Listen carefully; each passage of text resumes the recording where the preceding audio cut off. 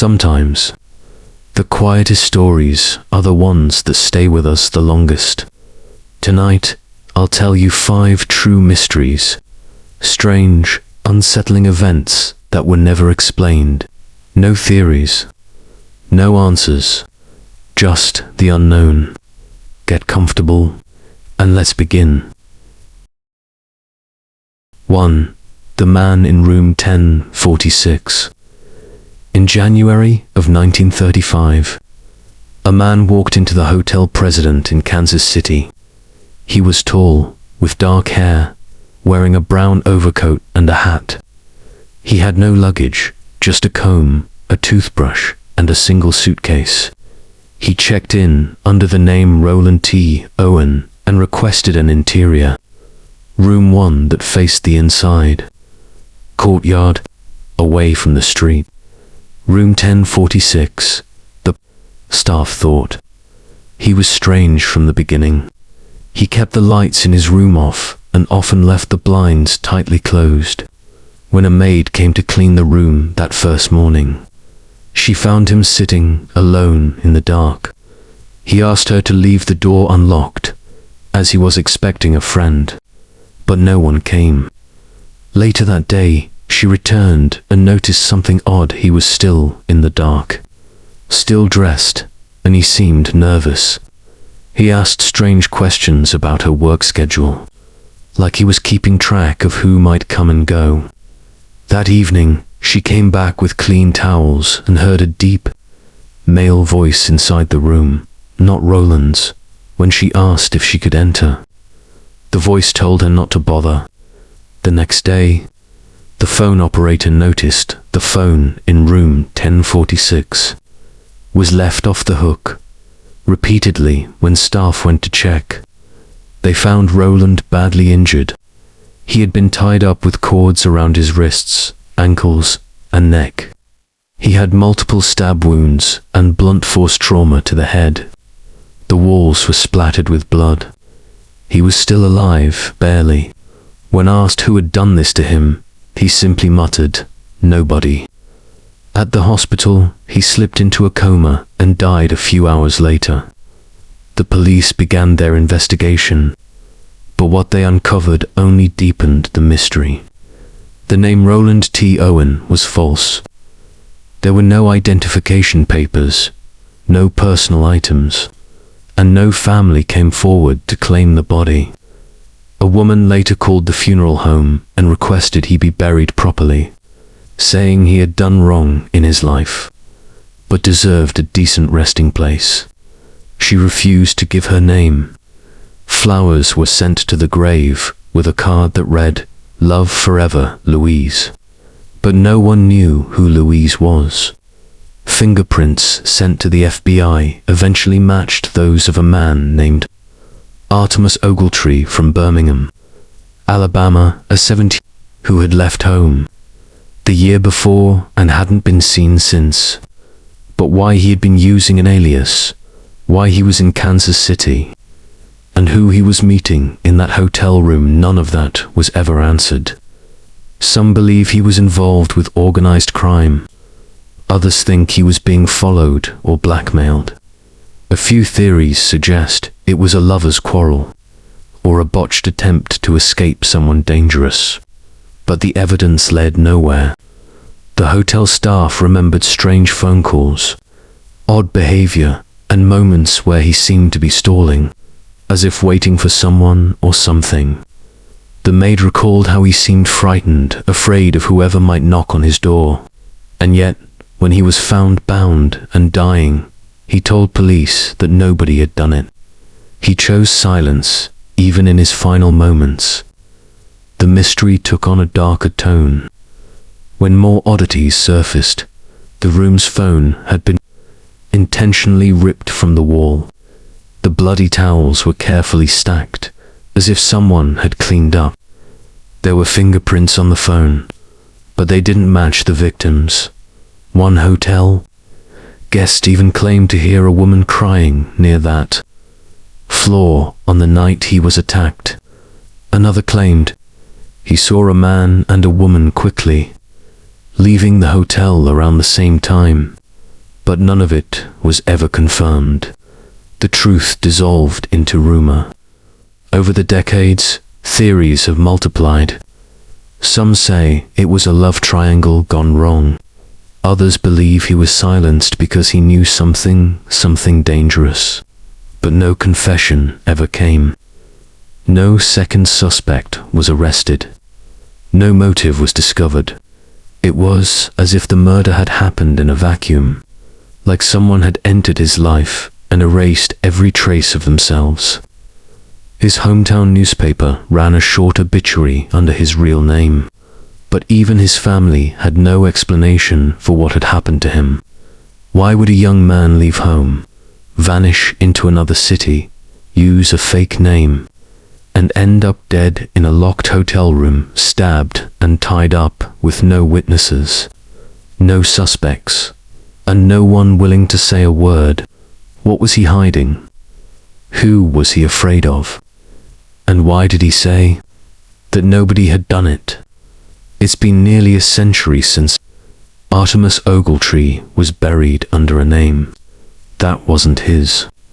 His story still circulates through dark corners of the internet, whispered about in forums and mystery podcasts. Every few years, someone digs up the case and tries to connect the dots. But the picture never becomes clear. All we have are fragments, odd details, incomplete reports, unanswered phone calls, and the image of a young man who sat alone in a dark hotel room, afraid of the knock that might come next. He asked for the lights to stay off. He asked that the door be left unlocked. He told the maid he was expecting someone. Maybe they came.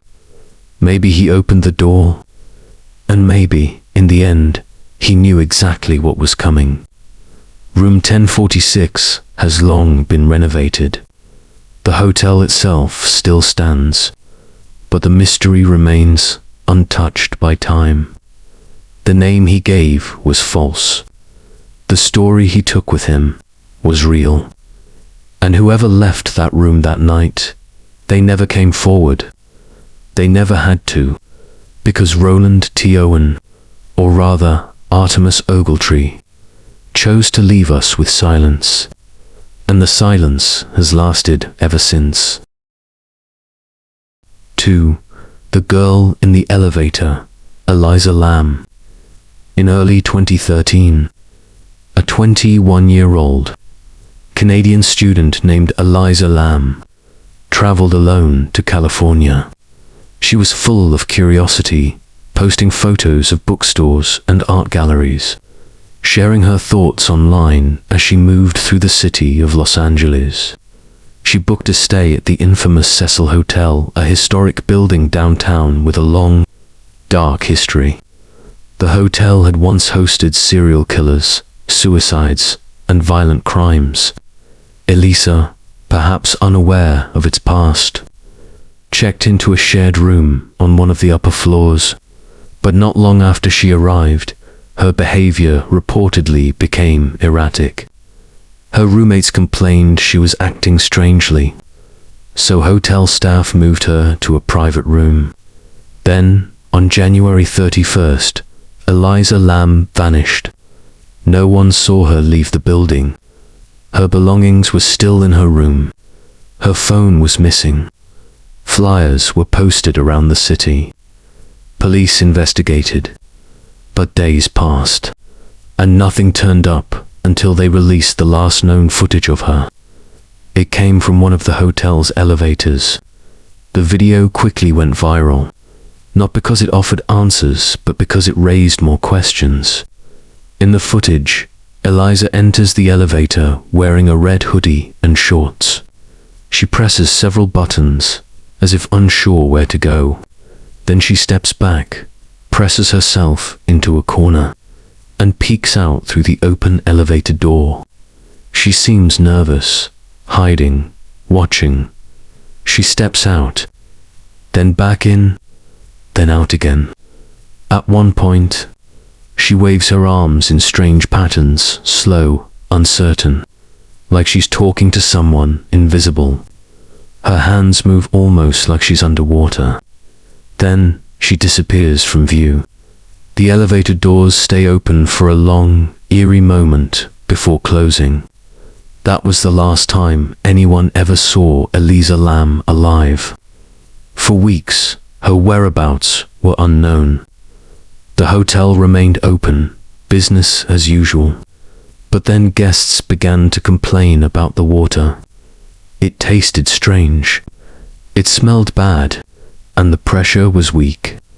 Maintenance workers went to the roof to check the water tanks. That's when they found her. Elisa's body was floating inside the tank, naked. Her clothes were at the bottom. The lid of the tank was heavy and usually locked. There was no ladder inside. The alarm on the rooftop door had not gone off, and there were no signs of foul play, at least, according to the coroner's report. The official cause of death was accidental drowning. But how had she gotten into the tank? Why were her clothes removed? And what was she doing in the elevator that night? Online theories exploded. Some said she was murdered by a hotel guest, a staff member, or a stranger who was never caught. Others believed it was something darker, supernatural. After all, the Cecil Hotel had a reputation. Some said the elevator game, a supposed ritual to enter another world, might have been involved. Others pointed to her Tumblr posts, suggesting signs of a deeper psychological struggle. Elisa had been diagnosed with bipolar disorder and depression. She was on medication, but her toxicology report showed only minimal levels in her system, suggesting she may not have taken her prescribed doses. Still, that didn't explain how she got onto a restricted rooftop, or why no one heard a thing, or why the water tank's lid was somehow closed. The questions never stopped, and the answers never came. Her parents filed a lawsuit against the hotel, claiming negligence, but it was dismissed. Meanwhile, the video of Elisa in the elevator continued to haunt viewers. It became one of the most analyzed and dissected clips on the internet. People slowed it down, zoomed in, looked for reflections, tried to find a second figure in the shadows. But there was no one else in that video. Just her, acting scared, confused, and then gone. The Cecil Hotel eventually rebranded. They changed the name, renovated the rooms, tried to erase its past, but the story of Elisa Lam never faded. Some say she was the victim of her own mind. Others believe she encountered something she couldn't understand, something she couldn't outrun. What was she hiding from in that elevator? Who or what was she trying to escape? How did she find her way into a sealed water tank? Alone, with no footprints, no evidence, and no clear path. To this day, no one knows. Just a girl, just an elevator, and a silence that refuses to lift. 3. The Somerton Man of Oklahoma. In the early morning of October 15, 2021, on the side of a quiet stretch of highway near Moore, Oklahoma, the body of a man was found lying in the grass. He was dressed immaculately tailored suit, polished shoes, freshly shaved. He looked like someone who had just walked out of a business meeting or a high-end dinner. But there was something wrong. There was no identification, no phone, no keys, no wallet, no luggage, no signs of a car, and no hint of who he was or how he had gotten there. His suit was expensive Italian wool, professionally fitted. His shoes, leather and custom-made. But his body lay cold and still, like he'd simply lain down beside the road and let the world pass him by. When police arrived, they found nothing to suggest a struggle. No wounds, no bruises, No signs of trauma. He had no tattoos, no scars, no medical implants. His fingerprints were taken, run through every available database, local, state, federal, even international. Nothing came back. Not a single match. No driver's license. No social security number. His face was unfamiliar to every officer, every passerby, every news outlet that published his photo. No one recognized him. No one came forward. Across the country, families with missing loved ones checked the reports, but none fit his description. He was estimated to be in his 40s, healthy, well-fed, but he didn't belong to anyone. Police called him John Doe 2021, and soon, people began to compare his case to another mystery from long ago, the Somerton Man of 1948 in Australia. That man, too, had been found well-dressed, with no ID, lying dead on a beach, with no cause of death ever determined. A poem had been found in his pocket. In this case, there was no poem, just silence. But the effect was the same. A man, anonymous, perfectly put together, found in a place that made no sense. Where had he come from? Where was he going? What happened between the last place he stood and the grassy shoulder of that Oklahoma road? The autopsy revealed almost nothing. No drugs, no alcohol, no poison, no visible injury. His heart had stopped, but no one knew why. Cardiac arrest, they said, but without a clear cause. It was as if his body had simply turned off. Theories started to swirl. Was he a spy? A missing executive? Someone running from something or someone? Had he erased himself on purpose? Was he placed there? Or had he walked there on his own, calmly, to die under the open sky? His clothes had no tags. Even the labels inside had been carefully removed, just like the Somerton Man decades earlier. Not a thread out of place.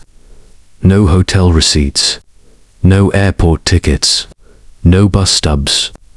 The world around him was loud and full of motion, cars rushing by, lives being lived, but he lay there, still and quiet, like the ghost of a question no one knew how to answer. In the weeks that followed, artists sketched his face. News outlets ran stories. Online sleuths tried facial recognition, searched missing person databases from neighboring states and far beyond. They contacted tailors, clothing brands, even watchmakers, hoping someone would recognize his style, his fit, his choices. But it was like chasing smoke. Nothing held. Nothing lasted. The trail ended where it began, on the side of that road. Sometimes a person disappears and it's a tragedy. But when a person appears already gone, with no origin, no past, that becomes something stranger, something haunting. He became a symbol, not just of mystery, but of all the things we'll never know. Someone once said he looked peaceful, like he had finally let go of a burden no one else could see. But peaceful or not, he was still a man without a name, buried with a case number, remembered only by the unsolved shape of his story. And now, late at night, when people talk about disappearances and strange deaths, they speak his nickname, the Somerton Man of Oklahoma, a quiet man in a quiet suit, who came into our world for a brief, final moment, and left without leaving a single clue. Who was he? What was he running from? Or was he ever running at all? Maybe he just wanted to vanish the way he lived, cleanly, completely, like a shadow slipping past the light. Or maybe someone made sure he'd never be known. Either way, the world moved on. But somewhere out there, His real name still exists, maybe in an old file, a closed-off memory, a whisper on someone's lips, and until that name is spoken, he remains what he was on the day he was found unclaimed, untouched and unanswered, a man with no past, and no one waiting for him to come home. 4. Flight 513, the plane that returned after 35 years. It was October 12, 1989, when air traffic controllers at Porto Alegre Airport in Brazil noticed something strange on their radar. An aircraft was approaching the runway slow, steady, with no prior communication. The flight path didn't match anything on record, and when they looked outside, what they saw didn't make sense. The plane was old, very old, a model from the 1950s. The logo painted on the tail read, Santiago Airlines, a company that had shut down over 30 years earlier. The aircraft made no radio contact, no distress signals, yet somehow it landed flawlessly, as if guided by an invisible hand. The landing gear touched down, the engines powered off. The plane rolled to a gentle stop, but no one disembarked, no movement inside, no crew at the window, just silence. Security teams were called. Emergency personnel approached with caution. The doors were locked from the inside. When they finally forced them open, what they found inside would haunt them forever. 92 passengers were still seated, belts fastened, heads tilted slightly forward as if asleep. But they were not asleep. They were skeletons. Every single person aboard was a decayed corpse, dressed in mid-century clothing, their remains frozen in time. The most chilling sight of all was in the cockpit. The pilot, reduced to bones, was still gripping the controls. His uniform, tattered but intact, his seat upright, a pair of hollow sockets staring ahead into nothing. Investigators were stunned. They searched the cabin, checked the cargo, examined every inch of the aircraft, and that's when they found the records, the manifest, the route, the flight plan. The plane was Santiago Flight 513. It had taken off from Aachen, West Germany. In September of 1954, its destination had been Porto Alegre, Brazil, but it never arrived. It vanished somewhere over the Atlantic Ocean. No wreckage was found. No distress call. Just silence. Declared lost. Presumed crashed. All passengers were declared dead decades ago. And yet here it was, landing, intact. After 35 years, questions flooded in. Where had it been? How did it return without aging? Why were the bodies still on board, and why in such an orderly state? The airline had been defunct for decades, its assets sold, its employees long gone. No one had access to the aircraft. No one could explain how it had reappeared, seemingly untouched by time, flying itself into a modern airport with no support, no fuel stops, no maintenance.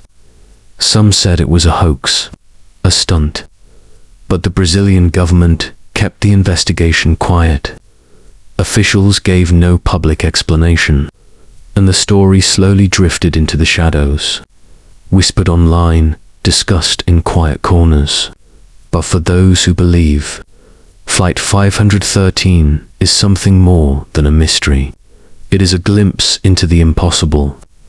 A story about time bending in ways we don't understand. Some suggest it passed through a rift, a wrinkle in time, that it was suspended, somewhere outside our reality, and only now had returned. Others believe it was something darker, a punishment, a warning, a ghost flight completing its journey long after everyone aboard had already passed. But then there's another theory, one that lingers in the minds of those who saw the pilot's skeletal hands still on the wheel. What if the plane never stopped flying? What if, for 35 years, it wandered the sky, unseen, undetected, above the clouds where time runs thin? What if those passengers sat in silence, drifting endlessly across the ocean, neither alive nor dead, until some unseen force guided them home? Maybe the plane wasn't lost. Maybe it was waiting, completing a path we were never meant to understand. The logs were real. The names matched missing person reports from the 1950s. Families that had long since mourned, graves that had long since been filled, and yet the plane landed, with every seat still occupied, no luggage removed, no signs of panic or struggle. Just 92 empty faces, arriving too late for anyone to welcome them back. Flight 513 became an aviation legend, a myth, a nightmare, a story people tell late at night, when they wonder about time, about death, about what lies between now and then. Where did it go? What did it see? How did it come back? No one knows. No black box was ever recovered. No voice recordings. No final message. Just a plane out of time. A journey with no explanation. And passengers who took off one day and never truly landed. 5. The Yuba County 5. It was a cold night in February 1978 when 5 young men from Yuba City, California, packed into a car and drove into the Sierra Nevada mountains. They were friends, all in their 20s and early 30s. Kind, quiet, thoughtful. Each of them lived with mild intellectual disabilities. They had been excited that day, talking about a basketball game they planned to play the next morning. But sometime that night, something went wrong. They never came home. Days later, their car was discovered on a remote mountain road. It wasn't stuck. It wasn't broken. It still had gas. The keys weren't in the ignition, but the doors were unlocked. Inside, maps and candy wrappers. Everything looked normal, except for the fact that the men were gone. No signs of struggle. No footprints in the snow leading away. Just an empty vehicle in the middle of nowhere. Search teams were sent out. Helicopters flew over the icy forest. Dogs combed the hills. But there was no trace. It was as if the mountains had swallowed them whole. Then, as spring melted the snow, the discoveries began. First, one body was found far from the car, in deep woods. Then another, and another.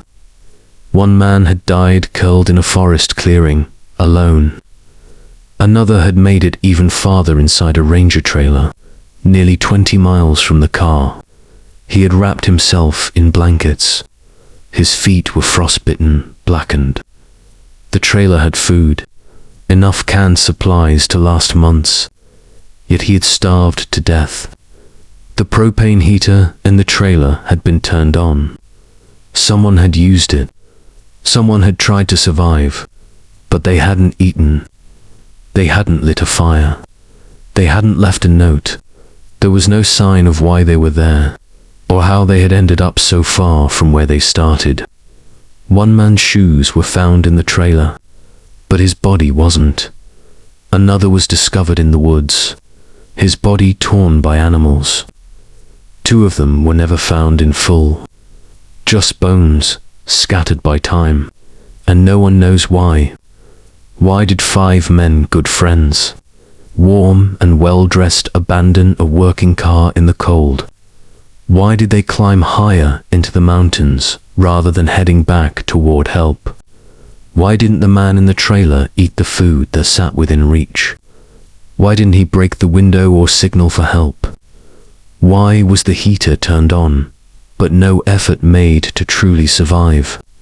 Some believe they were chased. Others think they were misled or frightened by something they couldn't explain. A witness later said he saw 5 figures outside a store near that mountain road late that night. They looked lost, confused, silent. Another man claimed he saw them with a woman and baby, that the group had asked him for help, but none of those reports were ever confirmed. Their families were left shattered, parents who spent the rest of their lives asking questions that never found answers, mothers who left porch lights on for years, fathers who walked the tree lines, hoping. The story became known as the Yuba County 5A case, wrapped in silence. The men weren't reckless. They weren't the type to just wander off. And yet, one by one, they died. Not all at once, but slowly, over days, maybe weeks. Separated from each other, lost in the cold. In the trailer, they found his body under 8 blankets. He had pulled sheets over his head as if preparing to sleep.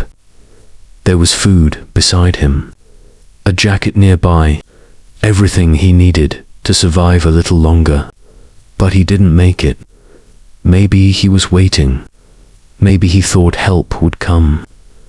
Maybe he was too scared to go back into the snow. Or maybe, just maybe, he wasn't alone out there. What happened in those mountains remains one of California's strangest unsolved mysteries. 5 men went in. None came back whole. Their car was fine. Their path didn't make sense. And their final days remain a quiet tragedy, frozen in time. Some stories are loud, violent, sudden. But this one was quiet, slow, a mystery that faded into the frost. Even now, when the snow begins to fall in the Sierra, some locals still think about that case, about the car left behind, about the man who died wrapped in blankets just feet from salvation, and about the question that has haunted so many people for so long. What scared them enough to walk into the dark and never return? Some stories are never solved. Maybe they're not meant to be. Maybe that's the point. The mystery itself is what lingers. It keeps us wondering. It keeps us looking into the dark, searching for patterns, hoping for answers that may never come. We tell these stories not because we understand them, but because they remind us how fragile the line is between what we know and what we don't. Somewhere out there, in the quiet corners of the world, there are still questions waiting, cases left cold, footsteps with no owner, rooms where no one should be. Maybe the unknown is exactly what keeps us listening, what draws us in night after night. Thank you for spending your time with me here tonight. If you enjoyed this journey into the unexplained, consider giving this video a like. It helps more than you know. And if you want more stories like these, quiet, mysterious, and just a little unsettling, hit subscribe and turn on the bell so you don't miss what's coming next. New episodes are always waiting in the dark. Until next time, sleep well tonight. If you can.